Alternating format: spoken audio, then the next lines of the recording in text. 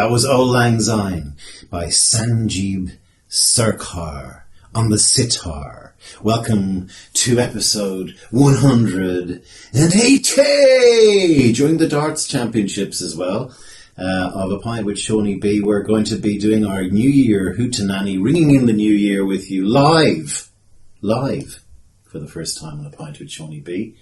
The reason for the sitar opening will become apparent later.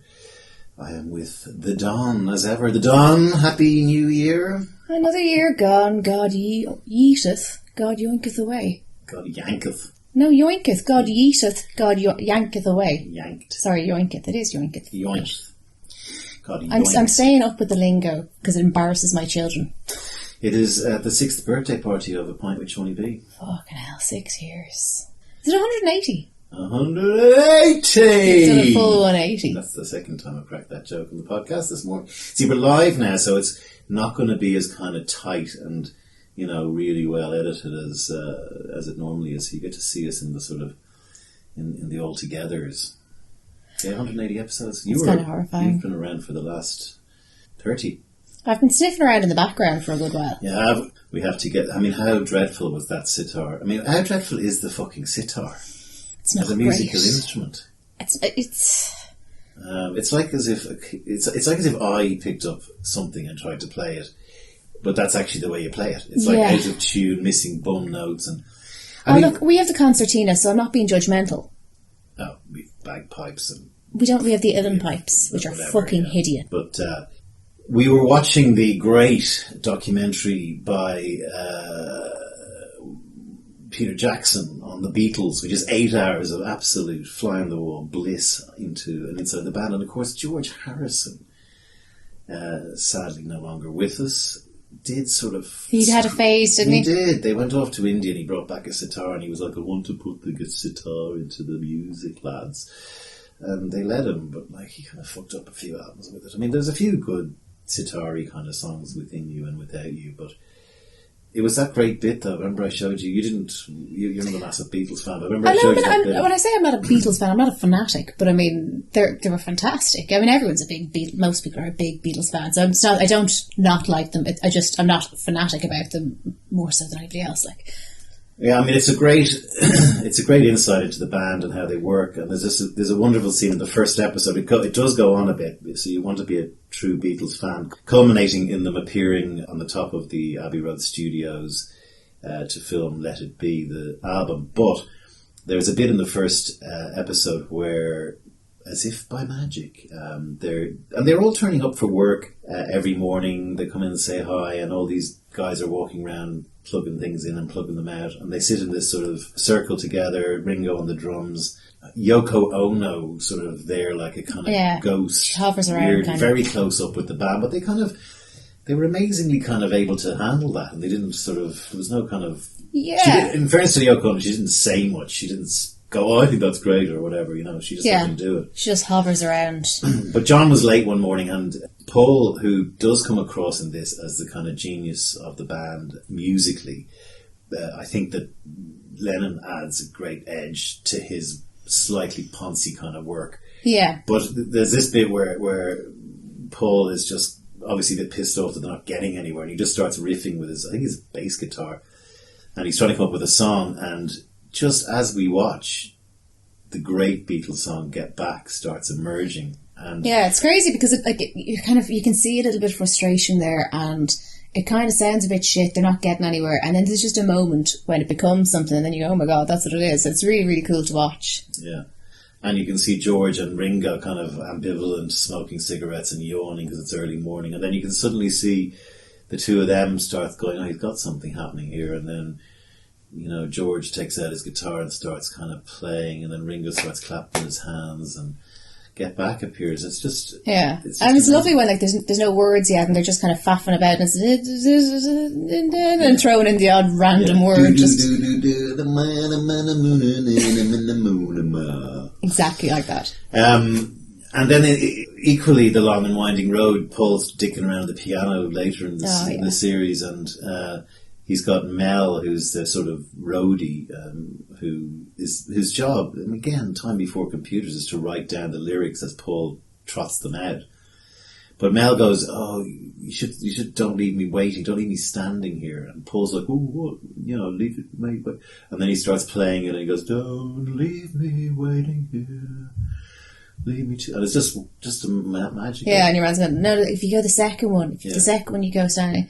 You left me standing." Yeah, okay. That works. Yeah. So, really recommend that. And as I said, the guy has done humankind some service, because I think in 200 years' time, if we're lucky, the Beatles may be the only thing, or one of the only few things that we remember. It's nice threaded as well, in that they're very professional and ordinary. Yeah, and they're huge guys at this stage, Yeah. But there's no shite, and even when they're frustrated with each other, they're quite respectful to each other. There's no diva shit. Like they're just nice lads. Yeah, and the outcome I took from it was, why in the hell did they break up? Because it didn't look like it was that bad. Like they were still going through the process of changing from being a live concert band, which they hated, to an experimental band. But it's really, really good if you're a Beatles fan, which doesn't deflect from the fact that George Harrison and his sitar, all the way from when they went to meet the Maharishi Mahesh Yogi, I think his name was, in India, and came back all kind of sitar struck. You didn't get to do that bit when you were in India, no? No, but I did. I do have 3 funny Indian stories from the time. I spent about 2 months there in about 15 years ago. And in 1 week, there were just 3 things that kind of showed India for, the kind of basket case that it is. And I'd lived in China for a bit. Yeah. So China and India were very kind of... they were both growing fast, but China was growing 10 times faster with India, because India is a democracy and everyone likes to talk about things and no one gets anything done, really. I was staying in Mumbai and 3 things happened. One, I went to play football really early in the morning with our Indian friends and work colleagues at 6 a.m. on Bandra Beach, which is, all these lads arrive at 6 a.m. to play football as the dawn comes up and the tide is out. And we play football on the hard sand with jumpers for goalposts. And when we arrived, there were about 200 people on the beach in the dry sand, rummaging in it. And Juju Basu, who is my colleague from Saatchi days, hi Juju, if you're still around, I haven't heard from you in ages. I said, Juju, what are all those people doing rummaging in the sand? And he said, I don't know. He said, I better go over. He said, I'll find out. So he went over and asked them. And they were apparently on that beach about 5 years ago. Somebody found a diamond in the sand, and the word had got round the village that the diamonds are back. And literally, there were all these people rummaging in the sand for diamonds that were clearly not going to materialise, which was sad. The next thing that happened, literally all in 1 week, was some guy in India thought it would be cool to open a new restaurant, and he was riffing, going, "What'll I call it? What'll I call it?" And he goes, "I know what I call it. Hitler. I'll use Hitler. Hitler's a very powerful figure." And so he called his restaurant Hitler's Cross. Cross, he's furious. And the cross was the swastika. Well, I was going to say, could they get the swastika? Like, India is probably the only place they can get away with using the swastika. Well, no, but this was being used very much in the Third Reich kind of way. It was banners and portraits of Hitler in the restaurant. And Eddie Rockets, but like a Nazi version, a themed restaurant. Yeah, and there aren't that many Jews living in, or weren't certainly at that time in Not Mumbai. anymore. But of course they went, what the WF? WWF? WTF? You're so World Wildlife Fund. Well, and of course it was on the front page of the newspapers, like, what the fuck, and your man's going, what? Hitler's a famous guy. I wanted to. So, and that's actually a true story. If you Google Hitler's Cross Mumbai, there was a restaurant set up, and in the same week, out on the sort of posh part of Mumbai, there was this the sea. And the sea around Mumbai, if you think about it, it's an island, is absolutely fucking rank. Maybe you've cleaned up your act since 2006 or whatever, but the sea outside this mosque on the coast suddenly desalinated and turned sweet. That's the non-salty water is known as sweet water. Yeah. And you go out into the sea and you could drink the water. Now the water is brown. Yeah. But all the Muslims in the region, up to 150,000 of them over the next 3 days arrived at this mosque for this miracle of the sweet water. And they were like wheeling people in wheelchairs out into the sea. They were buying bottles of normal water, emptying it in front of cameras and going out and filling it with brown water and drinking it. And was A&E packed that? The next day, the Times of India had a front, like in 12-point type, do not drink the water at Bandra, wherever it was. You know, it is full of animal and human feces. And they were clearing the hospital decks in a way probably not seen until recently with COVID to prepare for a huge influx of diphtheria and whatever you're going to catch. And the monsoon was happening at the time. I think it was August when I was there. And all the fresh water from the rain had gone into the aquifer and pushed the aquifer out into the sea. And not to be outdone, the Hindus then started saying it was the Ganesh elephant statue. They said, there's elephant statues that are drinking milk. You know, they were holding teaspoons up to the elephant statue and the milk would disappear because they were made of clay. So there's all that kind of mayhem in India. And those of you who've tuned in for our live New Year countdown, we're about to do that now because we have 1 minute to go to the New Year in Mumbai.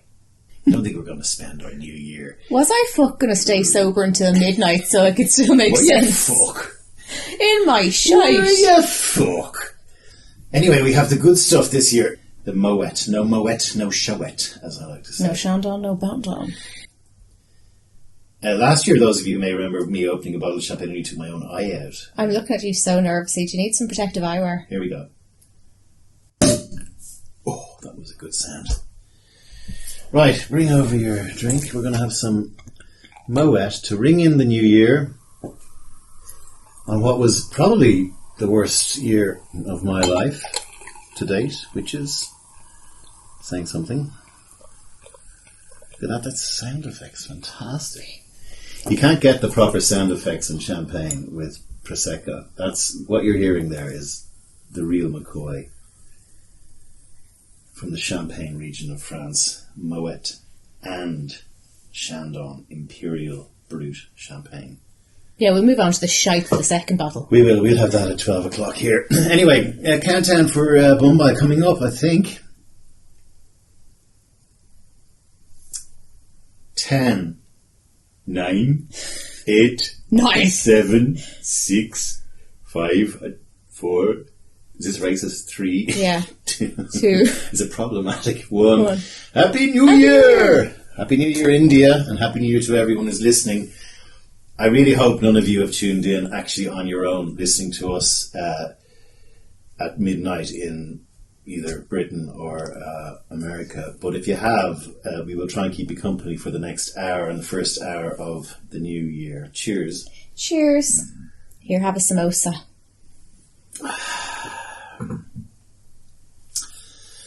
Yeah, so it was a bad year. The old man carked it, and that wasn't good for our family. And I had another mate top himself, and another few people died. It was a year of death, and nobody actually that I knew died of COVID.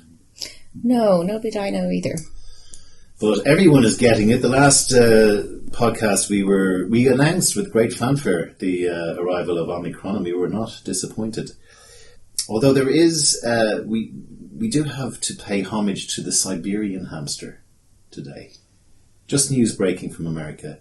As we are literally speaking, the Siberian hamsters are used a lot for animal experiments and testing and have been basically can you call it Siberian hamster a lab rat? I don't know, but can you put a trigger warning on this in case the chiselers listen? Well, there were Mr. Saddlebags. Remember Mr. Saddlebags came up in a quiz? Yeah. Mr. Saddlebags, they're the ones who puff their cheeks out yeah. with nuts and stuff. So they're used in the labs to test for COVID, and they die. They don't last kissing time with COVID, but with Omicron, they are surviving. Interesting. And this is being seen as a really good thing. So, cheers to the Siberian hamsters out there who have given up their little saddlebag cheeks for all of us in the fight against COVID. It appears we're okay. We're not okay, but we're okay, if you know what I mean. Does that mean I can tell the kids they can take their masks off at home? Well, it means they can lick hamsters. their hamsters. They can lick their hamsters if they've got COVID. What a year. I mean, where to start? I mean, one of the things that has happened is, and we talked about this with our friend Donald O'Neill's dubious documentary, The COVID Chronicles, let's call it that because he's our friend. This whole conspiracy thing, masto work, the deep state is out to get you, it's all a hoax, taking away my freedom, all that bullshit is starting to be is it or not? I mean, I don't know. I think it's there now. It's going to twist and move. People will be arseholes. I mean, not to reuse the same. Dawn got her booster shot. I did. I got my booster on Wednesday morning. And she's I was one of the delighted first 31 or 2-year-olds. What are you, 31? I'm 32. 32-year-olds to get it. Although I will point out, and I'll never miss an opportunity to do that, it was the first morning where I was eligible for booster. First of the 30-year-olds. Yeah. But no, I was there 10 to 9, got in there on time, and your man said to me, the pharmacist that was giving out, he said, he took a look, because you're over 30, this is only for over 30s, and I was like, yes, thank you, I am in fact over 30, so that was great. I got my booster, and I got a reminder that I looked too young. Don got carded at the vaccine. I got carded for my vaccine, I was thrilled. I've been spending a lot of time sort of working on reading the hysteria that the far right, stroke anti-vaxxers, stroke COVID deniers, stroke Trump supporters, whatever you want to call them. And one of the things that's coming out, and it even came out from Donald, is this whole idea that Donald Trump brought us the vaccine. Now, the vaccine did arrive on Donald Trump's watch. He was the actual president when the vaccine was created and developed. Yeah, you're sitting back watching, making trouble. Well, exactly, and you know, my good friend Donald is defending. He did it. There's a brilliant link we put to a 3-hour long, brilliant expose of everything that's in COVID Chronicles, nearly, and everything that's in all of these conspiracy theories and all these idiots who are out there saying, "Oh, do your own research," and blah blah blah. By Sam Harris. I'll put a link to in the podcast. But just for anyone, and half of our listeners are in America, just for any of you who are in any way thinking, well, my President Donald Trump brought us the vaccines, it's just worth remembering where Donald Trump stood on this disease when it first arrived. And have a listen to this, which should put you all straight, those of you who think he deserves some credit for anything. Even the politics of that seem fairly confounding to me, because there was this moment where Trump seemed desperate to take credit for Operation Warp Speed, right, and to have us all think of the vaccines as essentially the Trump vaccine. I don't know why he didn't do that. What happened? I have a theory. Why did he walk away from that? I think he didn't even acknowledge getting the vaccine himself in the end. I mean, he certainly didn't turn it into a photo op and recommend that others do it. Well, I think he wasn't sure the vaccine would arrive in time to make a difference in the election. So I think from Trump's point of view, the emergence of the pandemic, he correctly deduced that it would be a threat to his reelection. And I think his strategy, and this man, Trump, is not a very honest individual. And I also don't think he took his duties to the American people sufficiently seriously. I think he was more selfish and more interested in his own. I think he's very narcissistic. So it was a threat. He took it as a personal threat and was interested in what was good for him, not what was good for the country. And what was good for him, he thought, was to pretend like it wasn't there. And and there's detailed account of this that I actually give in the book, so I won't necessarily rehearse it here. But Trump was ignoring and saying, it will go away, it will go away, it will go away. He said when there were 50 cases in the USA, he said it will go away. When there were 500 cases, it will go away. When there were 5,000 cases, it will go away. When there were 50,000 cases, it will go away. He kept saying it will go away. There was no evidence it was going to go away. And we now know that he was briefed, unsurprisingly, we're the United States, for the love of God. We have elite intelligence agencies and scientists working for the government, briefing the president. He was briefed on what was going to happen, and he chose to ignore it. This is alarming, and of course, we now know that was not true. In fact, the president was briefed and chose to ignore it. And I think this is a grave dereliction of duty, because I think that the central function of the government is to keep the citizenry safe. And the fact that there was a super spreading event in the White House itself which is a national security threat. Let's not forget, like if the whole apparatus had been decimated, that would have been a grave problem. Shows the kind of lackadaisical attitude that they had, not only to the safety of the country, but to their own safety. So, I know that other governments also did poorly, and this is an argument that's often used. And to be clear, this is not just there were Democratic governors who were also incompetent. For example, Governor Cuomo. So that was Nicholas Christakis, Harvard professor, and Sam Harris, who have a brilliant podcast out on what we learned from the pandemic. There's a link to that in the blurb of this podcast. But he's got blood in his hands, Trump. I mean, he's all right, but he's no fucking good. Yeah. And, he does have blood in his hands. And I was sitting there wondering, what would it have been like? And I know you can say if my nanny's coffin had wheels, it'd be a go-kart, but here we fucking are. But if he hadn't been such a prick about COVID to begin with, if he hadn't politicised it, I mean, we still would have anti-vaxxers. You'd still, certainly in Ireland, you'd still have, a huge amount of it was just, well, I want to go to Portugal on my fucking hollybops, and I don't like this, and I'm bored. So, people chose their side based on what's convenient to them. But I wonder, would it have been so bad because we already had this huge polarisation in America, and that of all the Democrats versus the Republicans, the Trump, we already had this massive divide. So by weaponising this particular topic, it was guaranteed that you're going to have fucking half the population be rat lickers, which is really dangerous. And also that fed into the far right here and everywhere around. Yeah, there still would have been people who would have been COVID-idiots and rat lickers. But if he had been, I mean, he's an arsehole and all that, but if he had sat there and gone, right, this is really important. If I politicise this particular topic, then we're in serious trouble. This particular topic needs to be something that we agree upon across the aisle. We agree across the aisle, this not good, this bad. Yeah. But he politicised it, and I genuinely do wonder how. I don't think it would have been near as bad if he had chosen to just do the right thing on this. And you might have bickered about what the best way of handling things are, fine. Sure. But if he hadn't sown the seed... lots of mistakes were made. But if he hadn't sown the seed to all his followers, created this massive cult, of course there still would have been COVID denying it, but I don't think it would have been anything as much. As things start to be... so very simple math. Or math, because I'm talking about America and two Americans. If you say the population of Ireland is about 5 million and you say the population of America is 300 million... multiplied by 60, very, very, very spurious sums just to do it. But, we have 5,000 deaths. We would have had 300,000 deaths if our population was the size of America. America's had 800,000 deaths. Yeah. If we were Britain multiplied by 10, we would have had 50,000 deaths. They've got 145,000 deaths. So all of these places that said, oh, you don't have to wear masks, you don't have to have lockdowns, you don't have to do this, it's only a flu... all of them have of the order of 3 times the number of deaths in the same kind of fat, unfit, diabetic types of people who eat hamburgers all the time and don't do any. The same. So, and that's enough of a fucking benchmark to show because it's 3 times more. Yeah, it's a lot.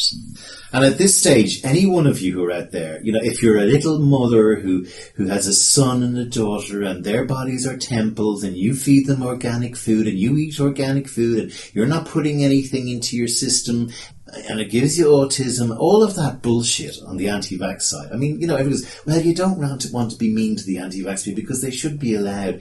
I'm coming around to mandatory vaccinations at this stage.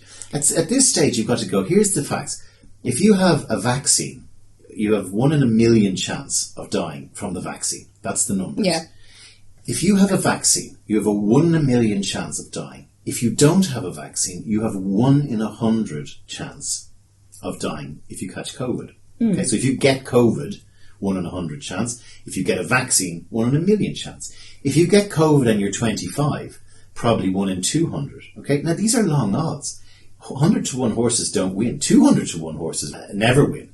So you're quite right. You don't need to get the vaccine if you're 30 because you're unlikely to get badly sick and die. However, the point about vaccines is you can pass it on to people who can die. Yeah, and a part of your civic duty, like wearing seatbelts, like not speeding in your car, like not smoking indoors, is to other people. So get the fucking kids vaccine. I get the thing on the kids thing. I don't think everybody who's wary of the vaccine, I think they're wrong, but I don't think everyone's a fucking arsehole. And I think it's hard for me to know where I stand on how much. I mean, I don't think I'd stretch to mandatory vaccine, but I'm kind of really okay with. I'm fucking delighted that the gyms aren't available for everybody, because it was a fucking hotbed of all these particular dickheads that it's the egotists. I'm bigger than you. They're lashing fucking steroids into themselves, but they won't take the vaccine. It's just that kind of. I want to make life difficult for them because it's a fucking hotbed, and I honestly think if they have to choose between going to the gym and their bodybuilding, which is the very core of who they are and why they get to be dickheads on nights out, if they have to choose between that and a vaccine, they'll choose the fucking gym. And you know what? If you're going to choose the gym over the vaccine, well, then you didn't have a very good reason to refuse the vaccine to begin with. But on the kids thing, I understand. It's only just coming in now in Ireland where you have 5 to 12-year-olds. But up until then, they weren't old enough. And my kids are not, I mean, they fucking live on a diet of chicken nuggets and noodles. It's nothing special I did, but I've been very, very blessed with them in that they're really robust kids. They're sturdy. They've never been sick.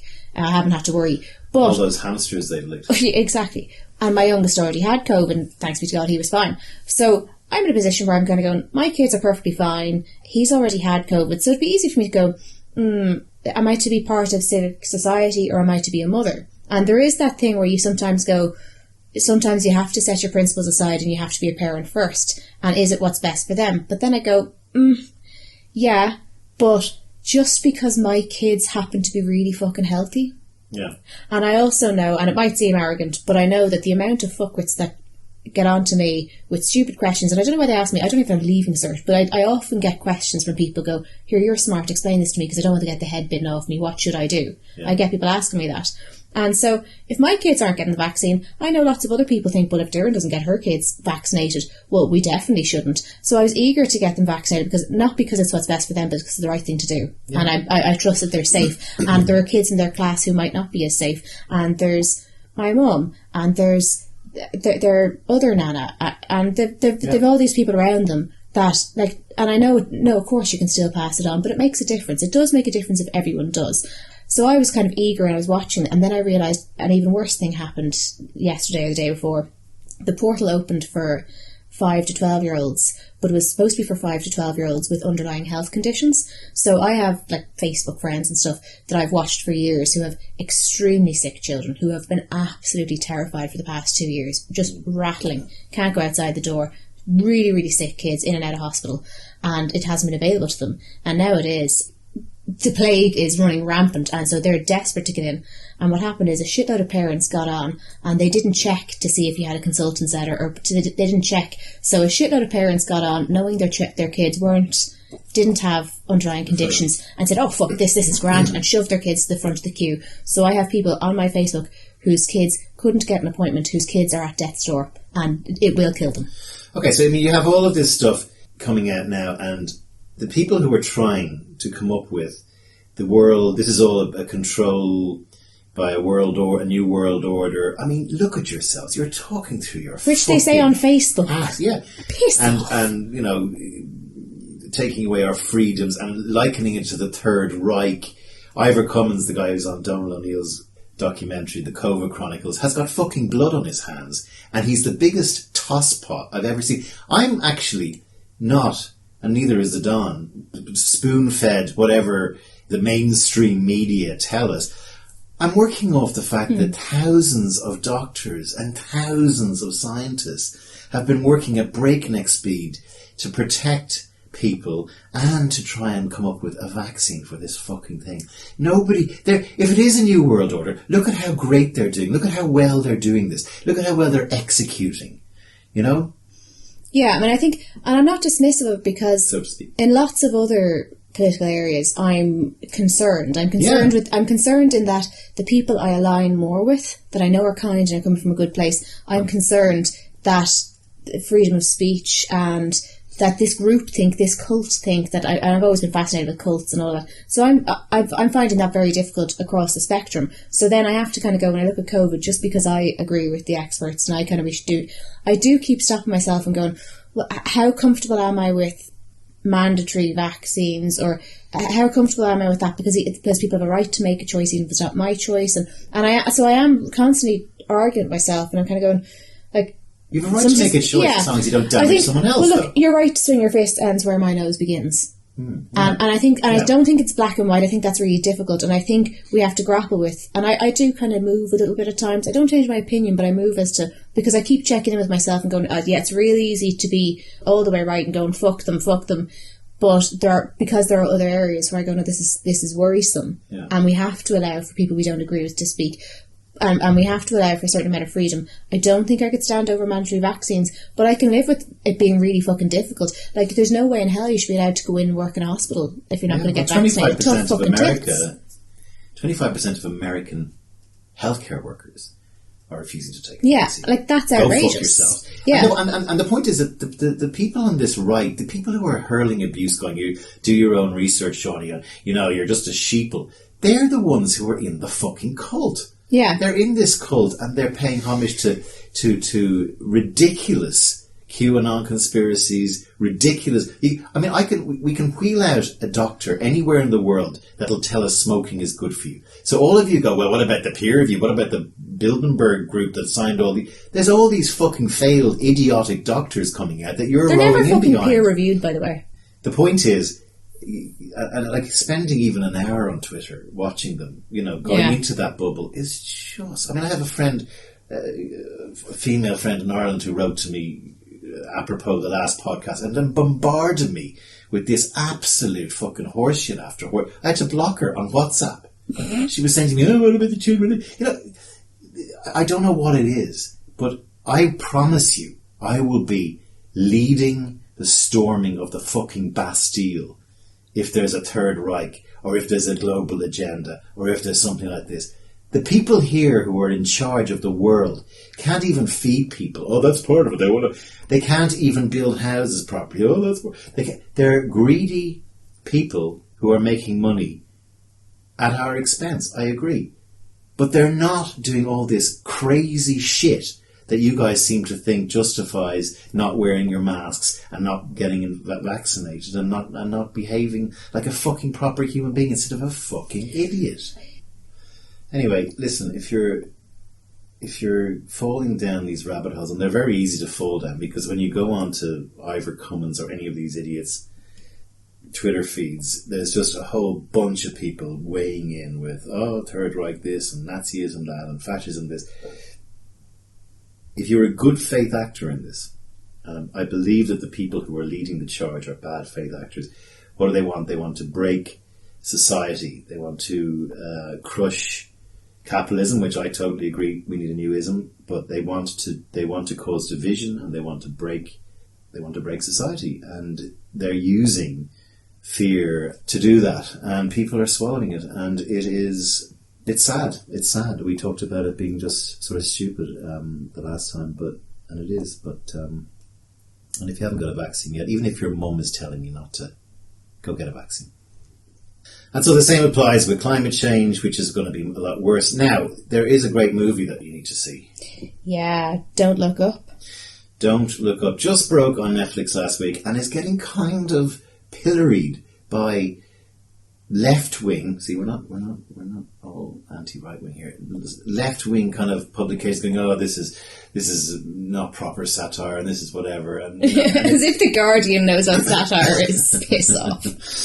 And it's a fantastic film. It's got an absolutely stellar cast. Meryl Streep is brilliant as a sort of female Donald Trump. Absolutely brilliant. Yeah, it's got whisperings of Sarah Palin, but much more Donald Trump. She's brilliant. Leonardo DiCaprio's in it, and there's a whole host of... But it's still very good. Famous people. Kate Blanchett plays a brilliant role. But the whole thing is about and I have to now eat some humble... So one of the things is people hate walking things back. People hate apologising. People hate saying they were wrong. So here's, on the last show of the year, Seaniebee apologising to all of his humble listeners.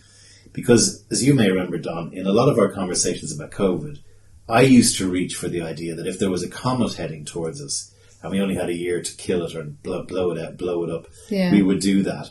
And this movie is exactly about a comet heading towards us, and we have 6 months to do it. And it clearly shows we wouldn't have a fucking chance of getting it done. And so I apologise. I walked that back. Now, in fairness, can we just say this is actually a work of fiction? So yeah, sorry, there isn't. By the way, there isn't a comet heading towards us. Any of you listening? It's not that you were wrong, but it's that you watched and you went. Actually, in fairness, I've changed my mind. If that were to happen, I think we'd fuck that up too. Live as you speak, we're now filling up our second glass of champagne. Won't you excuse us? We're just getting a top up. So I thought it was very good, and so I was watching just as the night that we watched it. I was nipping around Facebook the next morning. I could see everyone's post from the night before, so quite a lot of people watched it when we did, and I found a lot of positive reviews. In fairness, from some people that I thought would have been too fucking thick to get it, and I mean lefties.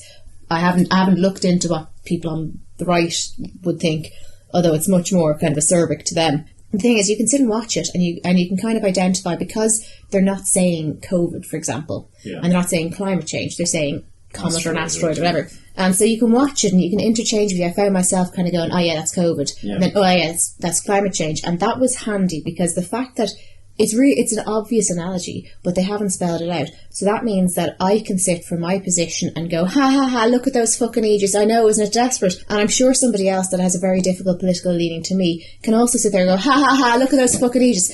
We can identify with certain roles within the film and positions within the film, but they haven't actually handed us our position, which means that I can go, ha ha, isn't that stupid? I hope I'm not like that because I've ascribed myself a different role, and I think that's what's so clever about it. But for a fucking simpleton writing for The Guardian, it's like, oh, it's too obvious. No, dickhead, it's on the nose, but that's what's so genius about it, because it's so obvious that you don't realise that you haven't actually been handed a specific role, so you find yourself going in between different roles, and you realise that you can actually play it a different way. As you play it back in your head, you can play it a different way and assign a slightly different topic to it, and that changes the meaning. And I think that's the most interesting thing, because when we have this kind of polarisation, there's no movement and it's us and them, they have fucked with this by making it so obvious that you don't quite see that they haven't actually clarified which side is which and who's who in it. And there is the issue of the mainstream media here, because the reason I think The Guardian are slagging it is because they realise they're part of the problem. Like when you look at the sort of morning show on CVN instead of CNN, or the Fox News stuff that's actual in reality, it's like absolutely atrocious journalism. It's really poor. It shows how we're all being kind of led by the mainstream media and which ones we trust. And actually, it's really hard to trust any. You can trust CNN more than you can trust Fox, because Fox is hardly even journalism. It's actually just swill bucket rattling. But you can't trust CNN because they also have an agenda. Yeah. The BBC almost have an agenda now as well. As you say that, if you I know there are other networks, but if you just kind of went to Fox and CNN, right, Fox are doing the whole Trump cult, let's go down this bollocksy route, this fucking fake news, all that kind of shit. Grand. But conversely, that kind of makes CNN almost reactionary to that. Yeah. So nobody's neutral. It's just that one was a fucking piss take to begin with, and the one that might have been neutral is now reactionary to the other. It's a difficult one because you kind of go, you can't trust any of them. And that's kind of the point. You're not supposed to. You're supposed to think for yourself. However, one of the biggest problems we have is this do your own research bollocks. And the best quote, I don't know if I've said it before, but it was Helen Joyce was talking about, on a different matter, with the internet. Who's Helen Joyce? She is an Irish mathematician who wrote a very, very popular book this year, a very, very hated book this year, Trans. So she was looking at the trans issue from lots of different angles. She was on a podcast that I like to listen to, and she kind of made it succinct for me in that she was saying, we have to outsource our opinions because we're not experts in everything. We now have access to so much information, which is fantastic, but we're not experts in everything. Now, if someone says do your own research, sorry, I don't have the fucking tools or the skill set. I'm sure I could learn them, but me doing my own research is going to be fucking YouTube videos and shit.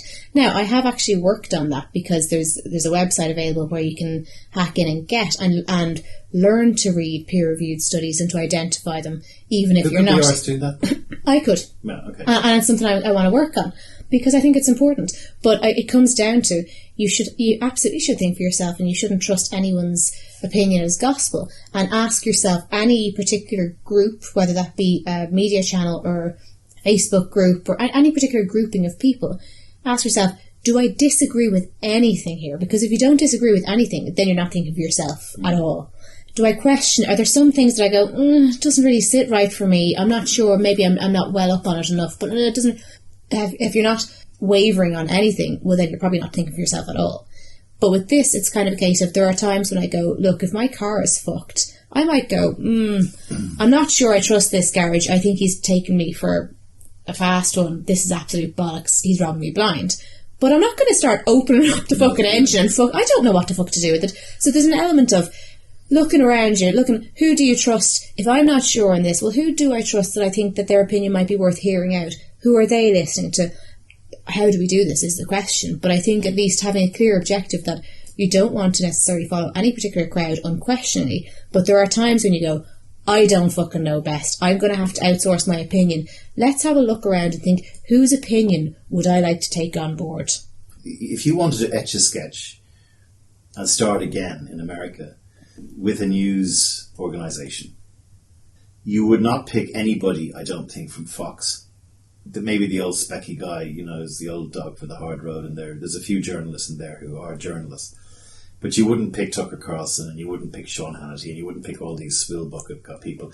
And you probably wouldn't pick many people from CNN. You might pick Anderson Cooper but you get a feeling that these people have a genuine integrity about them as reporters, or you won Christiane and poor people like that. The acid test of the media that you're viewing is how often do you encounter points of view, op-ed pieces that you disagree with? Okay, in your media of choice, so that you kind of go, I don't agree with that. Like, why are we letting Breda O'Brien have she's a pro-life kind of very Catholic kind of. Why do we give her a piece in the Irish Times every week? Because there's 66% of people, or 33% of people in Ireland who are that. Yeah. We also give Fintan O'Toole on top, but we allow a balance, okay? And the BBC is supposed to be built, and then so is RT and Irish television, but there's none of that in America. So there is an agenda with Ted Turner and CNN, whatever it was when he set up.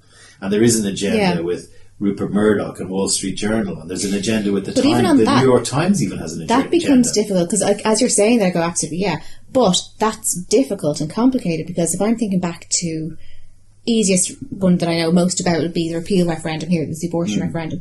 And so we had this thing about, you had to have balanced time.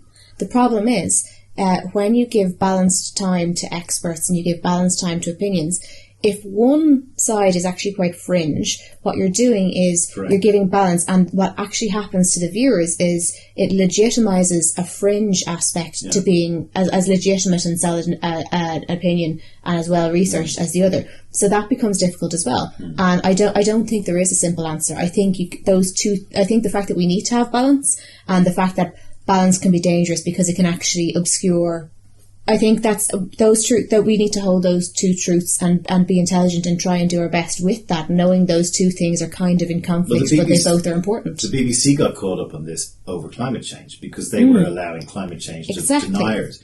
However, on abortion, we absolutely need to allow people who are pro-life, because a third of this country still goes to mass and believes that killing babies is bad. What we were talking about was in terms of expert opinion, because there was no fucking expert opinion. It was wrong. It was lies and it was bollocks and it was false. It was falsehoods and it was fake nurses and fake doctors and not that there aren't any. So then I think climate change is a much better example. So we absolutely have to have balance. But when we start 50-50ing it, we're kind of what's actually appearing is that one opinion is as legitimate as the other, and it's not.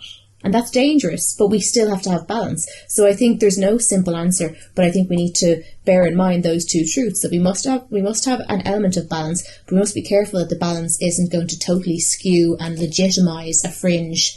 That doesn't mean we silence them altogether. So I don't know how we then do that. We make space for it, but we make sure it's not 50-50 sort of thing, or we make it's Randolph Hearst. It's the owner of media, the responsibility that the owner of a medium has to allow journalistic integrity, to allow editors to do what they want. Now, this doesn't happen with Rupert Murdoch's papers. This doesn't happen probably with Ted Turner, because even CNN got disappointingly caught out with ivermectin. They started calling it a cattle drencher and all this, which it is. Yeah. But there is also ivermectin has done great things for humans in human form, and they weren't caught lying. They were sneering. Yeah, they were sneering. And some of their sneering was using hyperbole and disrespectful and like we'll slag and do that, but I think because it came That's from... our role, CNN. That's our job, piss off. But because it came from a respectable news source, it became disingenuous, but they were being tongue-in-cheek and sneering. But I do think there was an element of bowing down a bit and going, yeah, we probably shouldn't have done that. Yeah. Our attitudes were fine, but it actually meant poor journalism, and we need to watch that because we need to hold ourselves to a higher standard. Yeah.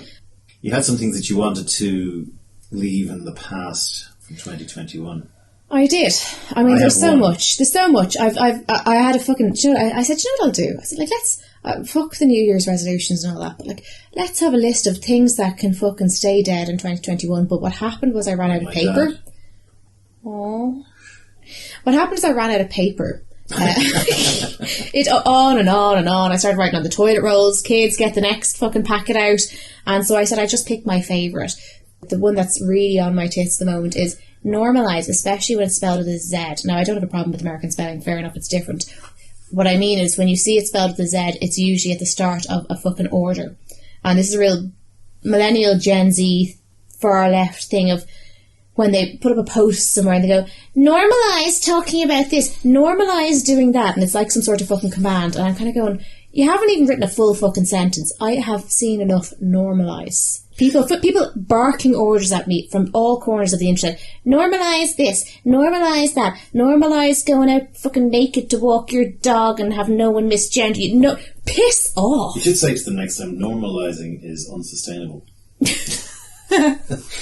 Mine is the which is cracked in amazingly, the shoulder shrug emoji. Oh, the shruggy it's a smug cunt, that is. So the this whole thing, just asking questions. So we're going back to you pricks in the conspiracy, and you know I've been back and forth this with Donald. The passive aggressive shoulder shrug. Every time Donald O'Neill says to me, like, "Oh, look at the numbers. That the numbers don't lie. We're just looking at the numbers," and you're hand picking the fucking numbers for a start. Which, by the way, in my friend Donald's case, is the reason he became kind of famous as a documentarian, because he caught someone doing that about fat, and now he's doing it about COVID. But then they always finish with the little shoulder shrug, like, "What do I know?" But the passive aggressive shoulder shrug. So the passive aggressive shoulder shrug was in fact the passive aggressive thumbs up, and I think that's one of those that's men and women see it differently, and generationally we see it differently. But certainly, if a man sent me a fucking thumbs up, I'd be like, "Oh, fuck you, cunt. What's that supposed to mean?" The thumbs up was always a passive aggressive. I'm sending black thumbs up now, right? And people, I've noticed you're doing that, and everyone's kind of going, "Oh, be careful now," and including. Excuse me. We're going to have a whole session in the new year on woke racism and trans. We're going to just fucking bite that bullet because it needs to be bitten. Sean, I want you to know that's cultural appropriation, because those particular emojis were not meant for people of pallor. That's a new one. I only heard this from the Don today. You better explain that before I go on my emoji round. Well, we don't say coloured anymore, because, and which I get, I have no issue with that. Like, there's a whole lot of, sometimes you need to change words. The podcast is now back because you said it on the podcast. I know, stop. No, I get that coloured is not the appropriate word anymore, and I'm kind of grand with that, because that was of a time when was coloured used, when there's separate fountains. Sometimes you need to, not ban a word, but I get that sometimes you need to update things. I have actually no issue with that. But then it was like black, and then I'm not sure we should say African American. Well, don't call us African American. We're not African, which I also get. So on the particular, in fairness to the race issue, I have no problem with the wording changing, because to be quite honest, sometimes you do need to leave things behind. I would have a problem if somebody said slightly the wrong word, unless they're saying a really, really bad word. If someone said it slightly wrong, if you're jumping down the throat, I'd have a problem. But I don't mind that sometimes we have a new way of saying things. But obviously the current one is people of colour without the U, because it's an American thing. But it doesn't actually belong to me. I came across it. Normalise a U. People of pallor. So I don't want to be called white. I do not want people to say mayonnaise people. I find that offensive. Or when people use that corn emoji, and when people say YT. The aubergine emoji? No, this is specific to the race thing. Yeah. There are lots of things that we white people have been oppressed with on Facebook this year, and I don't want to hear it anymore. I am forevermore people of pallor. Well, I would be a person of pallor, I think, and I'm It's great. Or pop. Can you not speak over the voices of people of pallor? So I'm actually coming at it from a different way. The first thing about emojis is, emojis have just, when we were kids, we'd be going, oh, you have to learn my Irish language and I have to learn Spanish and Latin and shit. And we all had to go, oh, French class today, fucking zut alors. And you have all of this stuff. Emojis have come in through stealth and become the most recognised language in the world. But you see all the things, like there's so many WhatsApp groups going right now of girls going, what the fuck does this mean? He said that. Or like the thumbs up, what the fuck is that supposed to mean? Oh my god, that's such a red flag. And the red flag emoji gets sent through. So we're all trying to decipher what someone means by that, and we have different meanings. And it reminds me of, do you remember when like 3210s, 3310s came in and LOL came in, which was like lol, laughing out loud. Like you'd text your ma or your auntie and say, "Oh, did you see John's Mary died?" "Oh, I didn't see that, lol," because all the L ones thought it meant lots of love. So it was all these terrible texts for years where the L ones were going lol. So I'm using the black thumbs up emoji, and I have actually had people question my cultural appropriation of a black emoji. I'd like to point out that I'm not yellow. And so I want to write I'm waiting for the Japanese actually and the Chinese to start saying, why are all emojis yellow? Is that a slag? Are you slagging us? Are you saying? And I'm also not a member of the Simpsons family. I was going to say Mac Groening. Well, I'm not a member of the Simpsons family. So I'm going to start a campaign next year to make sure that we have white emojis for white people like me, or a sort of pink one. Slightly off pink with a sort of red flush through it. To show broken veins. With broken veins coming through. Freckles. Hair on my knuckles, which is a new thing. And hair on the side of my hand. Not on the full hand, just on the side. A bit, not quite full werewolf, but certainly wouldn't want to be getting too more hairy. I want a thumbs up emoji that reflects who I am and doesn't seem to suggest that I'm Asian, and by the way that's racist, and by the way you shouldn't even have a banana emoji for that reason as well, and it's also racist to black people. And also, if you're going to make it black, brown, whatever, and pick your skin tone, I want to have cracked varicose veins. I want to be able to have an emoji in my phone that reflects the thumbs up that you're getting from me. You know what though? Fucking side note. So my kids got virtual reality headsets this year for Christmas, which like lots of people got. Tried it on. Fucking crazy. Cray. Brilliant. That's the future. I was playing this mad beam game where it's like you had to do it to a rhythm. I was fucking brilliant. I've never felt so good about myself till I smashed my hand. But with that said, first we had the old-fashioned emojis on like the 3210s, and then you had like the more graphic ones and the ones that we have now, and we had like Bitmoji, which you see a lot on Facebook and the likes, where people have made a little icon that looks like themselves and it can do different things. Yeah. So what if the next one for the metaverse is going to be based on stuff like this virtual reality headset all the kids have, where you don't even have to put anything in. They've decided what height you are, what size you are, what weight you are, and all your reaction emojis are going to be there set to you, what your hand looks like, whatever that.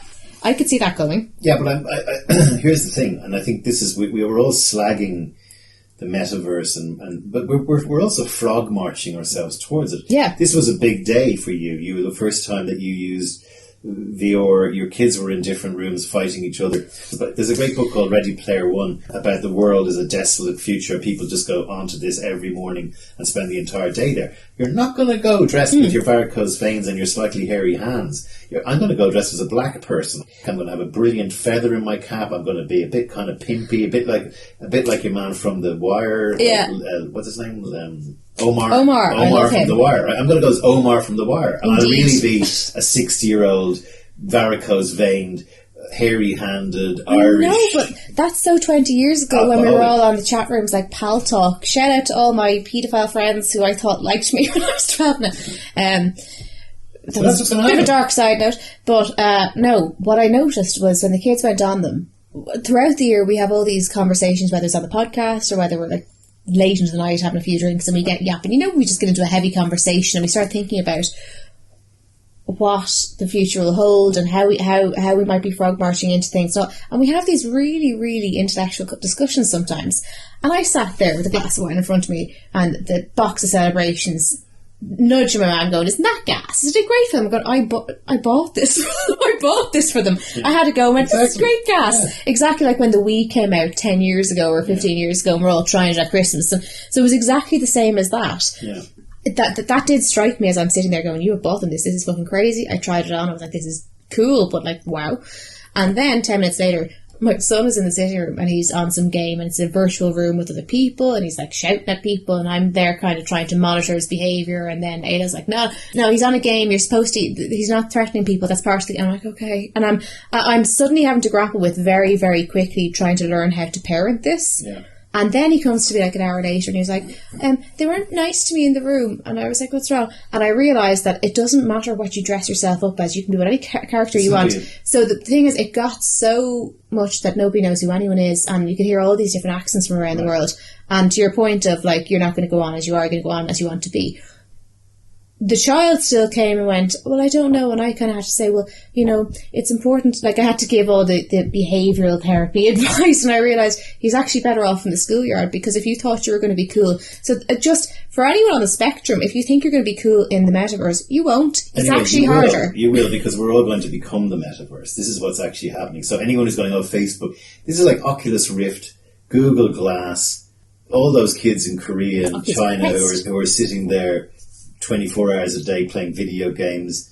Tinder, this is pornography, this is going out for a night in the town, everything packed into digitalization to the point where we may even be in one ourselves. But we're walking into it. This day will go unremembered, except that we're putting it on the podcast when your kids came home and you played that game. In 10 or 15 years' time, they will live there. They will probably work there. It's weird because you look at it, and I had that moment of going, we've talked about this, and I'm kind of aware intellectually, like, this is kind of scary. But then it happens, and as I'm thinking that, I realise, actually, it's not as bad as you think, because there's so much more human stuff that's still there that you think is going to be magically fixed by this, and it's not. Mm-hmm. And then, like you mentioned, amongst the things that you're mentioning that people often mention as terrible things, like Tinder. We met on Tinder, and I personally think Tinder's... I'm not saying it's terrible. No, I know, but I personally think Tinder's a perfect example where most people kind of go, oh, okay, it's ruined how people talk to each other. And I go, oh, okay. We're also saying that we didn't like how things were before. We didn't like how women were intimidated. We didn't like that there was a lack of consent. And I particularly like whatever, even if you find ourselves on the internet. Saying that today. But more than ever. Yeah, but I would still go for, like, one of the positives has been the dating apps, because it's a move forward in terms of consent. Right. It's easier for someone who doesn't quite know how to chat someone up, but it's like, okay, can we just kind of, it's kind of auties it a little bit. It says, I'm here to speed date if somebody would like to have a go, and then yes or no, fine. So there are some things that we kind of view as kind of dystopian and strange, but actually I kind of go, is it? I'm not actually saying it's dystopian. I'm saying the world is moving here. Of its own accord. It's not being forced. It's because it's cool. And everybody will be in this thing. And the world outside is showing signs of giving up on us anyway. Yeah, right? So we're Lambert to sign up. So we're going to be... One solution to the climate change issue is that we all disappear online. Now then you start thinking about things like Big Brother chair, where you actually go every night into bed and you start talking to yourself and you start downloading your emotions, and that becomes part of your avatar. And you end up with this situation where, whether we like it or not, so there's loads of people that are going, oh, we should go out hiking. Why aren't we hiking more? Why aren't we out in the sun? You can do that too. Well, you can't do that. That's going away because we're lazy. We're fundamentally lazy people. We can do that. No, we don't do it. No one does it. Like, no, I know, but the idea is obesity going through the fucking... Yeah, but no one does. Obesity is going through the ceiling. Everyone is getting more and more unfit. But what got people in the past 10 years? What got more people, aside from COVID, because the only thing you do is walk? What got more people out and about and walking and hiking? Pokemon Go. Yeah, but I know, and that's somewhat dystopian. But the idea that what gets you back into nature, into the real world, is that you're playing this online game. You got a small percentage of us out for about 3 or 4 months, and then it died. But the Oculus Rift... But that's how I could see we could get people out again. What they're doing is they're taking... And I'm not saying there's a day. The day is working to what we're asking for. They're looking at Pokemon Go. What is Pokemon Go? Pokemon Go is a collect competition. It's a game. It's a gamed thing that happens to be outdoors. You could be outdoors in the fucking metasphere collecting Pokemon Go. This is what I'm saying. Oculus Rift, when it came out, I was going, what the fuck is that? But they're just testing to make sure it worked. Google Glass. And they're now bringing all these things together to say, you will basically be able to fuck somebody. And I in 1998, I wrote an article about this, that you will be able to be instead of Ronaldo playing last night, it'll be me playing last night. It'll look like me, and I'll be able to watch myself playing for Man United. There will be all of this stuff happening, and we will And you know, all of our bioinformation and all of our manifesto will be held by somebody. And so anyone who's complaining about Facebook this or social media that, we're way past that. I mean, you can boycott whatever you want. We're way past that. But I mean, and I agree with you. And it's kind of, sometimes it's mind blowing to think where it's going. But then you also kind of go, if we were to go back 200 years and to show them what we have today, like if our phones still worked and all of that, that would be terrifying to them. And if you had intellectuals 200 years ago, I love how I'm referring to us as intellectuals, or inferring that we are, but if you had intellectuals... Easy, Tiger. If we had intellectuals 200 years ago having an awareness that, okay, we're going to have cars that can go wherever they want, it's going to be money just on magical cards, we're going to have a mega library with every piece of information, and also you can see in reality, like even 100 years ago, a film reel, anything you want, any song you want, there'll be a way of recording it, you can hear it at any point you want. So imagine explaining the internet to somebody from 100 or 200 years ago. They would go, wow, that's amazing. Where does that get worrisome? Oh, also, we have like porn sites and stuff so you can watch. Oh, well, that affects that people won't have sex normally. How's that? So it's kind of no different to us going, we can in the virtual reality, we can have sex with whoever we want, or we can be Ronaldo. You know, on the one hand, it's like, it's mind blowing, and you have to look at it and go, is this a good thing? Is this worrisome? But I'm not sure there's anything that's groundbreakingly different than all that we have today, showing it to someone 100 years ago. Well, there is in a sense... But it's different to us. No, there is in a sense that we're recreating existences to the point where we're wondering whether we're actually a creation. Would it have felt like that to them, though? No, it wouldn't. All we have is a fucking... Johnny's got a car that backfires instead of horses. Look at Johnny. Fucking... You know, everything creeps. Well, the fact that... Everything creeps. The fact that we can hide in movies all day long. We can order shit online. Things magically arrive. We don't have to go... Well, I know, but... I'm talking about, like, when someone invents the telephone. What the fuck? I'm talking to someone over in America. We can be with somebody the other side. First of all, we can travel anywhere in the world, COVID accepting.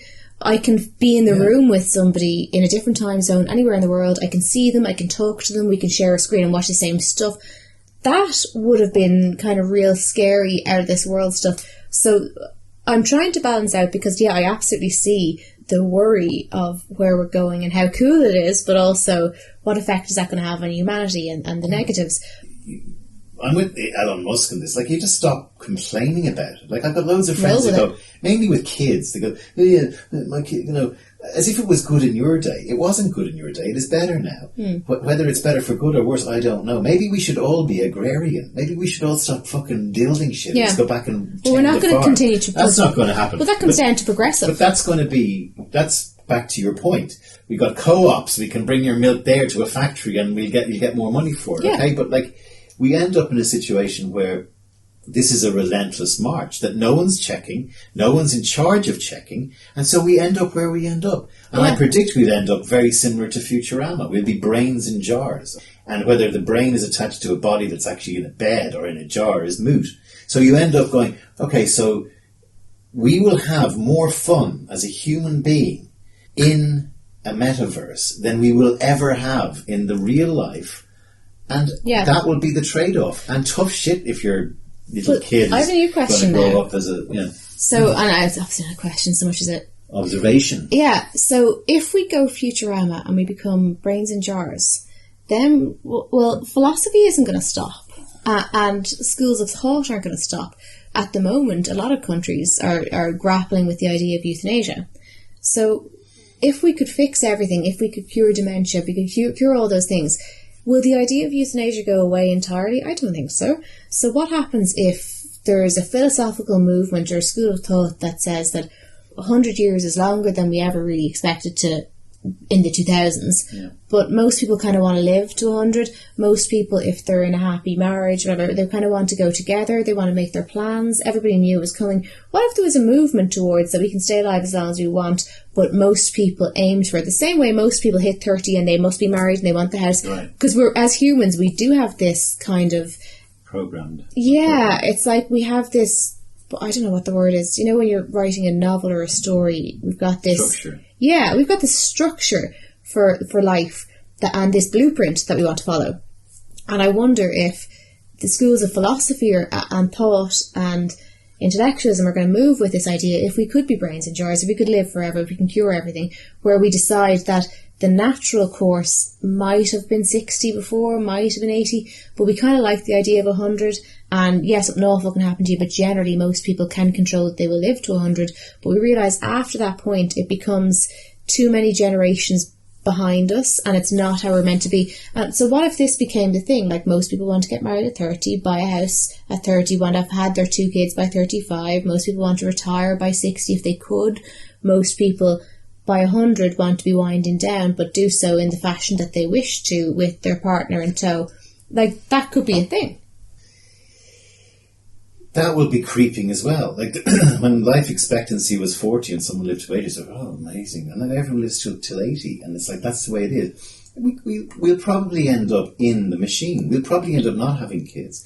We'll probably end up being able to manufacture. I mean, if you imagine if we're able to hold verbal, brilliant diaries and visual interpretation of people's lives in a machine, we can then press a button and randomly pick up a new person with all the existing kind of components of a previous person, right? And so we'll end up probably, because actually the one thing that the earth doesn't need is us as shitting, eating machines, right?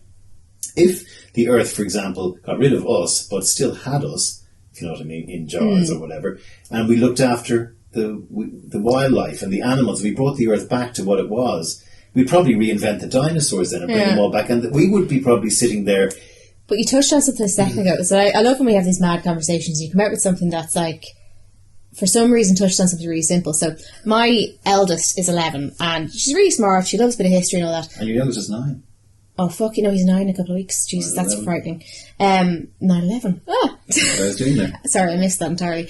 But so, we were having a conversation about this programme on Irish TV, which is called Reading in the Ears, and it just shows clips from each year, and it's all the news stuff. It's really cool, it's really well done. So we got talking about this, and I was like showing her some of them, and we were talking about how some years are better than others, yada, yada, yada.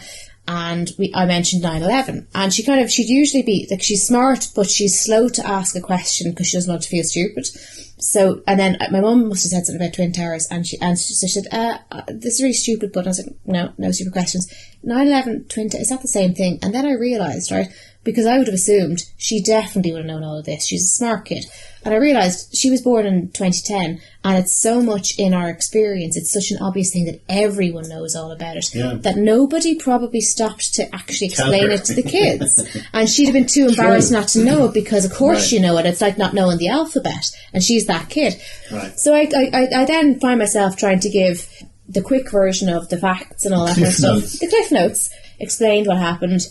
And so she said, I knew there was like a plane crash, and it was like a building, a lot of people died. That's amazing. And then I went, okay, because what would have happened was she would never have admitted to not knowing it, but some teacher, some moon tour would have gone, oh, they're only little kiddies. Well, a plane crashed and lots of people died. Yeah. And so the only person who ever actually explained it to her was that. Yeah. And I'm like, oh, hon, no, here's what happened. How did she take it? She was like, oh my God.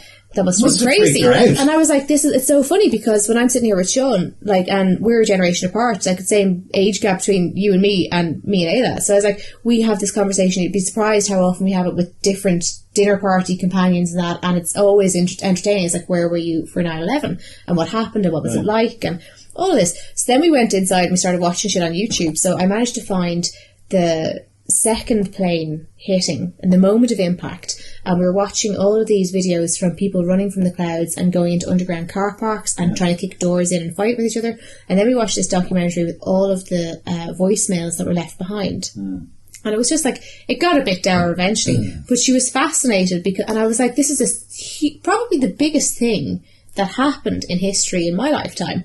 And she knew about it, but she never knew enough about it, and she was too embarrassed to ask about it. And she was like, just, wow, imagine that, and put herself in the position.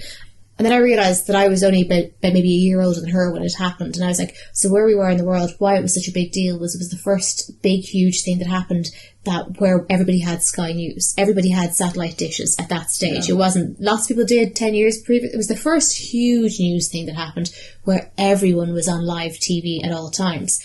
And it's different now, because now you'd be straight onto Twitter and... Yeah. But she had just been too embarrassed to ask the 9/11 thing, and let's not forget, let's not be afraid to say this, that when 9/11 happened, in many Muslim countries around the world, people were dancing with joy in the streets, and people go, "Oh yeah, that's because it was American foreign policy." I don't care. There were 3,000 people killed, and I know American foreign policy is up its hole. Okay, I'm in no way defending American foreign policy, but there was Islamic terrorism went on. We're not even allowed to say that because I'm offended by it. And then the other one, did you hear the one, the guy over Pennsylvania plane where he said, "Right, let's do this." Yeah, the one where we're going to storm the cockpit of the plane. Yeah, that was what's so funny because I have this bad habit, right? So this actually came up yesterday. So I was doing that. She's like, "Well, what happened?" I was like, "Look, you know the way America shoves their fucking nose in everywhere. Yeah. Like anytime there's a bit of oil going, they'll fucking shove a fucking American flag in that pan. Yeah. You couldn't fry an egg, but they'll shove a flag in that pan. We've discovered oil. Let's bring you democracy." And she's like, "Yeah." And I said, "Okay, people don't fucking take kindly to that." And I was like, basically nothing happened on their turf since Pearl Harbor. Well, they fucking brought it to their turf, and that's what happened. And it was a great excuse for the Iraq War, yada yada yada. But so she hears that, but then we were actually watching it, and she's fucking bawling, crying with all the. Yeah. And I'm also kind of going. Yeah, and even rewatching it, I was fucking crying last night, kind of going. So I mean, the fact that American policy doesn't make it okay. We're not saying it didn't matter. But so she's like, "So how many?" And I'm kind of googling, realizing how much we forget. And I was like, "So there was this, and then there was yes, and there was the Pentagon." Oh, sorry, she goes, "Sorry, fuck it. Were there two planes? Were there two planes?" I go, "Yeah, there are two planes." So I looked it up and I was like, "Well, at this time and that makes sense because it was lunchtime for me." And so I was kind of looking up the actual facts because I lived through it, so I never actually had to study it. So it was interesting to study it to somebody who just didn't know and wanted to know what it meant. And then I was like, then there was the other one. And what happened there is they landed in a field. That was the one in Pittsburgh or somewhere in there. Pennsylvania. They landed in a field because they were headed for the Capitol and they stormed the cockpit and crashed, which is so heroic and it's so gorgeous. And she was like, "Oh, hero." Maybe to bring the podcast full circle as we start a new year, imagine if 9/11 happened today. With the social media, with the hoax, with the conspiracy theorists. I mean, there was still a conspiracy going on that Americans jury-rigged the buildings in New York. Bush wanted to damage his own citizens, to cause a war. Wanted an excuse for Iraq. It was all one of the biggest conspiracies, and that the buildings were brought down by bombs, and you can see the bombs going off. And that there was no plane debris found in the Pentagon. It was all, imagine what that'd be like today. It'd be absolutely fucking mayhem. Because everyone has a little Twitter loud hater. Yeah. And the louder people like Ivor Cummins shout and Donald O'Neill in their documentaries about bullshit, the more people are susceptible to it, believe it, not helped, by the way, by The Guardian and CNN and all those. So we're not saying you have to listen to all them.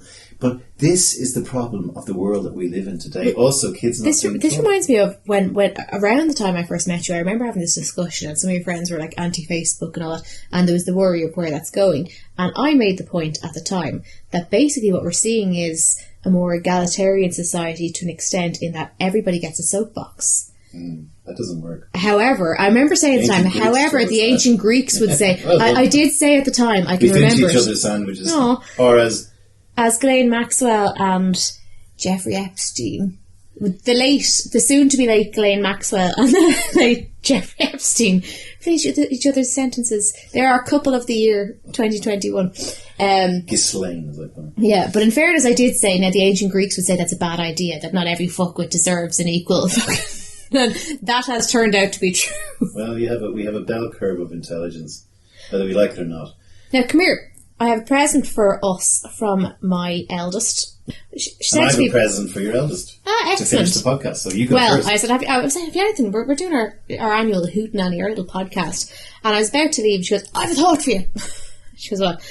And she says, you know the way this year went really fast? And I was like, No, I don't. It was a fucking cunt to me here. You know the way it flew in, and she was winding me up because I always give out about when you're pregnant, people go, "Oh, that pregnancy flew in." You know, did it fucking fly in for you? Did it?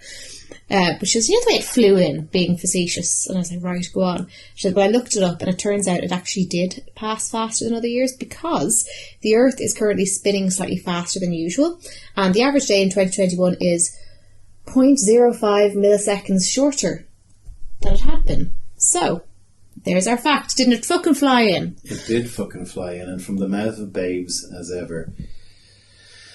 Right, I think that's a podcast. Happy New Year to everybody. I'm going to leave with a gift for her eldest, who is a bit like her mother, a bit of a staunch feminist. There's a sad death on Christmas Day, actually. Someone who was big in my life when I was growing up, Janice Long. She was Keith Chegwin's sister, which I only found out today when I did a bit of research on it. Janice Long was the first ever female DJ in Britain, and she was the first to present Top of the Pops, and she was the first to have a late night show on Radio 1, and she also co-hosted Live Aid, and she died at 66 on, I think, Christmas Day. And we're going to leave you, is there anything else? I think that's it. I think that's a podcast. I hope any of you who've joined, and, I hope there's not many of you, but any of you who've joined to listen to us who are on their own or lonely, I hope that we've brightened up your evening for you. New Year's are for me and the Don, they're a bit like Valentine's Day. They're just manufactured things. It's just another year starting, just another day. They can be very hard, though. I don't really give a shit about them, but I did want to jump in there. Like, I'm happy and I'm okay, but I had a lot of years where I wasn't okay, and I didn't give a shit about New Year's, but it's just one of these, it's one of these times for reflection and all that, and that can be really hard if you're going through the shits, and where is my life going, and all that kind of stuff. It can be a very lonely time, and to be honest, no one's having a great New Year. If anyone's listening to us shiting on and got some company out of it, then great. And I hope 2022 is slightly less shit. And I echo those sentiments. Have a great 2022. 2021 was worse than 2020. And someone said on the internet today, remember when we all thought 2016 was terrible? That was so funny. I forgot to ask you, any New Year's resolutions? Well, I'm giving up the booze either Monday or Wednesday, because my sister might come over with her husband on Tuesday. And I couldn't handle having a night with those two without drinking. Just kidding, Carolyn. And I think it's high time I gave up the cigarettes, so I'm going to go back in there and see what I can do.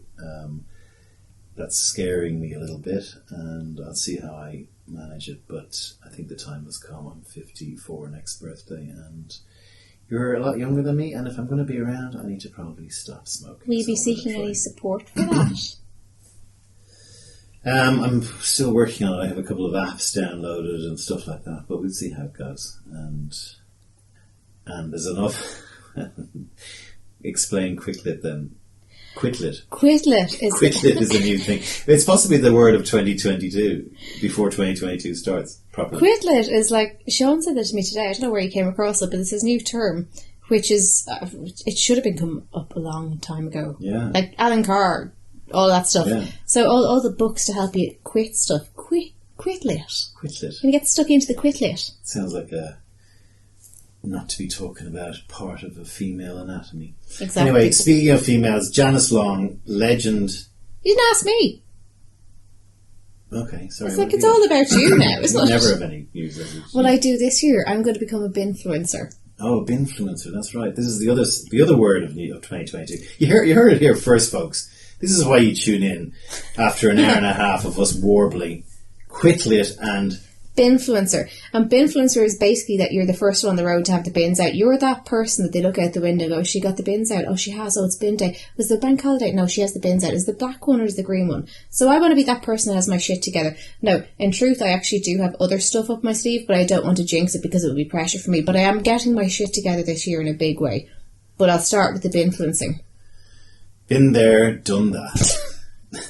We're going to close with Janice Long introducing U2's first appearance on Top of the Pops in 1983, would you believe, nearly 40 years ago. The first song to break the British top 10. We all know the song. It's appropriate for today.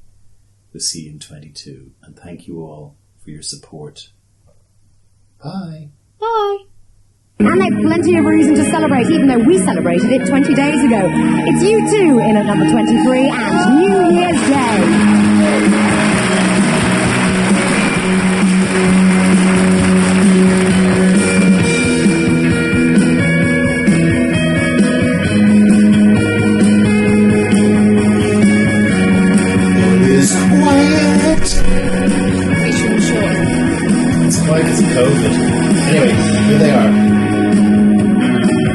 enjoying it. This is live. Kind I'm going of. to start singing. All is quiet on New Year's Day. A world of quiet gets underway.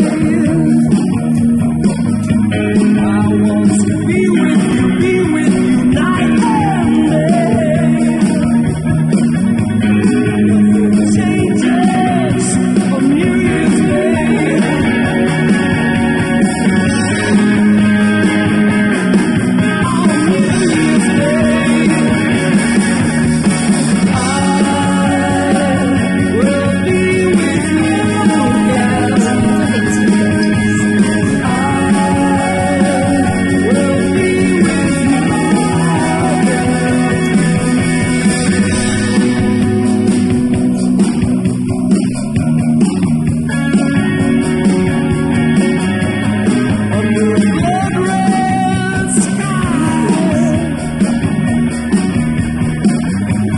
Crowders gathered in black and white,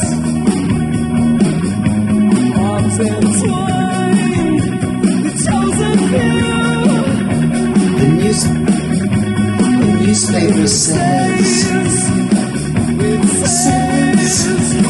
The newspaper says it's true.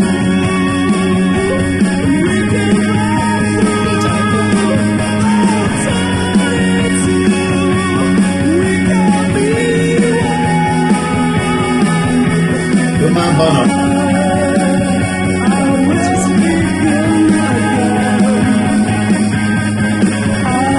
Anyway, I'll be with you again on the next podcast.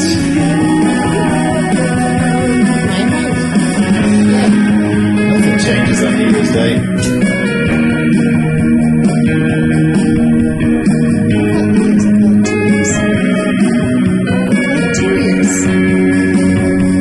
New Year's Day. Happy 5 Years Day.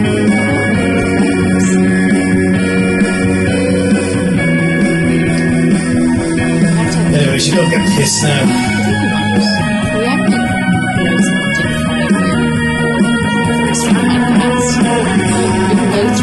Issues and problems. In 2018, you sent me a thousand emoji. What the fuck is that about?